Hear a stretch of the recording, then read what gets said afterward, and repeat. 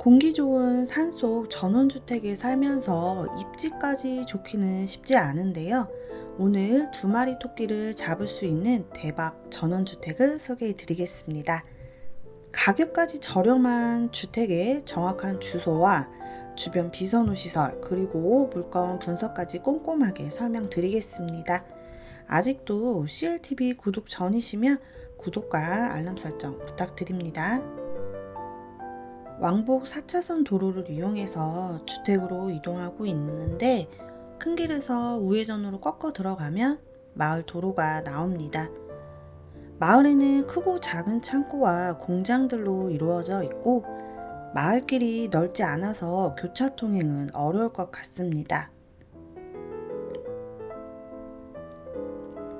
약 150m 정도 달려온 것 같은데요. 앞차를 따라서 우회전하면 저희 단지가 보입니다. 단지로 들어오니 차로가 조금 넓어졌네요. 단지 초입에서도 200m 정도 올라가야 하는데 경사가 제법 높은 편이라는 것도 참고하시면 좋을 듯 합니다. 단지가 조성된 지 6년 정도 지나선지 빈 토지나 방치된 집 없이 모두 거주하는 느낌이 드네요. 정면에 주택 한 채가 보이실 텐데요. 오늘 소개해드리는 주택까지 도착했습니다. 산자락에 약 20여 채가 모여있는 전원 단지입니다. 모던한 디자인으로 통일감 있게 건축된 게 단지 자체도 멋있어 보이네요.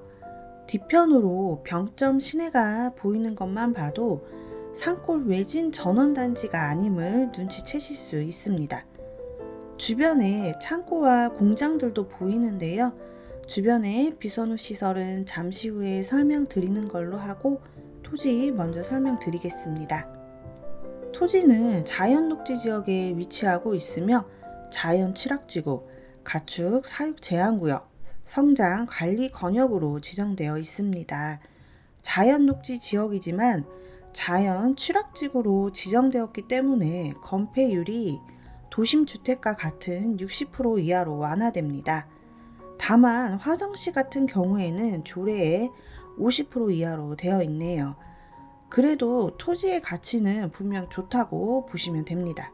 주택은 한 필지로 되어 있으며 주택이 앉아있는 알땅이 106.2평으로 되어 있습니다. 도로집은 모두 포함되어 있기 때문에 도로 부분에서 신경 쓰실 일은 없겠네요. 건물도 알아봐야 될 텐데요. 2018년도에 목구조로 건축되었습니다. 방향은 거실창 기준으로 남서향을 바라보고 있으며 마감은 도장 마감으로 되어 있고 지붕은 금속 징크로 되어 있습니다. 제시외 물건도 살펴보면 차양과 다락이 있지만 매각에 포함되어 있고 주택의 일부로 되어 있기 때문에 고민하실 필요는 없습니다. 그럼 좀 더 가까이 가서 주택을 꼼꼼하게 살펴보겠습니다. 주택 측면부터 소개해 드리겠습니다. 주택 측면에 2대 정도 이용 가능한 전용 주차장이 있습니다. 전원주택이다 보니 뒷집과 경사가 좀 있어요. 뒤쪽 마당 관리는 좀 안 돼 있는 것 같고요. 흰색 펜스와 안쪽 잔디 마당이 보이는데요. 잔디 마당 상태도 아주 좋아 보이고 조경도 깔끔하게 잘 되어 있습니다. 정면 쪽으로 갈수록 경사가 낮아져서 마당이 잘 보이지는 않습니다. 약 2m 정도 높이의 조경들까지 있어서 일부러 보려고 해도 안이 잘 보이지 않네요. 측면 쪽으로 가보겠습니다. 옆쪽에도 주택이 있지만 지대 차이 때문에 시선을 전혀 받지 않을 것 같네요. 꽤 높이 차이가 나죠? 그럼 주변 풍경도 살펴보겠습니다. 주택 앞쪽으로 보면 수도권 제2순환 고속도로가 보이고요. 주택 앞을 지나는 왕복 4차선 315번 지방도로가 보입니다. 교통이 좋아서인지 주변으로는 창고와 크고 작은 공장들이 상당히 많이 밀집되어 있네요. 주변에 비선호 시설이 있는지 제가 먼저 살펴봤는데요. 주변 560m 거리에 송전탑이 지나갑니다. 주택에서는 잘 보이지 않으며 거리가 꽤 되기 때문에 큰 지장을 주지는 않을 것 같습니다. 하지만 단지 주변으로 봉분들이 여러 보였습니다. 주택에서 보이지는 않는 곳에 있지만 그래도 참고하시라고 올려봅니다. 자차가 없으신 분들은 버스 노선도 궁금하실 것 같아요. 집에서 걸어서 약 4분 거리에 버스 정류장이 있는데요. 단지를 지나 마을길을 걸어 내려가다 보면 버스 정류장이 있습니다. 대로변에 위치하다 보니 버스 배차 간격이 상당히 짧습니다. 시간 상관없이 내려가며 버스를 이용하실 수 있을 것 같고요. 노선은 여러 지역으로 가지만 대부분 수원 쪽과 오산 쪽으로 이동하는 버스가 많았습니다. 주변 지역도 알아보겠습니다. 수원시까지 10km로 약 15분 소요되고 의왕시까지는 23km, 25분 정도 소요됩니다. 화성시까지는 이왕시와 동일한 23km, 25분 정도 소요되고요. 그리고 용인시까지는 24km, 27분 정도 소요됩니다. 아래쪽에 위치한 오산시도 가까웠는데요. 13km 정도로 20분이면 도착 가능합니다.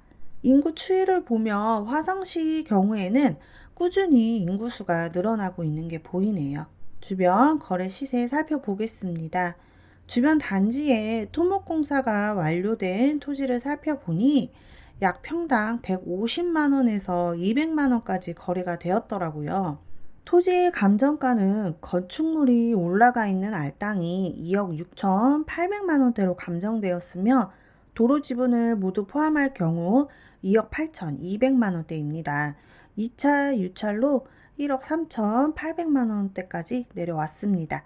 제시회를 포함한 건물의 감정가는 1억 9,250만원에서 2차 유찰로 9,430만원으로 내려왔습니다. 전체 감정가 약 4억 7,400만원대에서 2차 유찰돼서 2억 3,200만원대로 내려왔습니다. 3차 유찰될 경우 1억 6,200만원대로 진행됩니다. 사건 번호 2023 타경 8166번이고요. 소재지는 경기 화성시 정남면 괴랑리 336-32번지입니다. 건물과 토지 그리고 도로 지분까지 모두 전부 매각 물건에 포함되어 있습니다. 2018년도에 설정된 말소 기준 권리 이하로는 모두 소멸되므로 떠안아야 하는 문제는 없는 깔끔한 물건입니다. 임차인 현황을 보면 현재 임차인이 거주하지만 후순위로 대항력이 없으므로 인수하실 필요는 없습니다. 하지만 현재 거주 중이므로 명도 문제가 있으니 낙찰 후 임차인을 만나야 하는 번거로움은 있을 듯 하네요. 부동산 현황을 봐도 특별히 신경 써야 할 부분은 없는 것 같습니다. 비고란에 제시외 목록 평가 및 매각에 포함되어 있다고 기재되어 있고 도로 지분에 대한 표시도 되어 있네요. 오늘은 화성시에 위치한 전원주택을 보여드렸는데요. 관심 있으신 분은 임장을 통해 영상에서 놓친 부분이 있는지 좀 더 꼼꼼히 확인하시고 결정하셨으면 좋겠습니다. 영상은 여기서 마치는 걸로 하고요. 구독과 좋아요, 알람 설정까지 꼭 해주시길 바래요.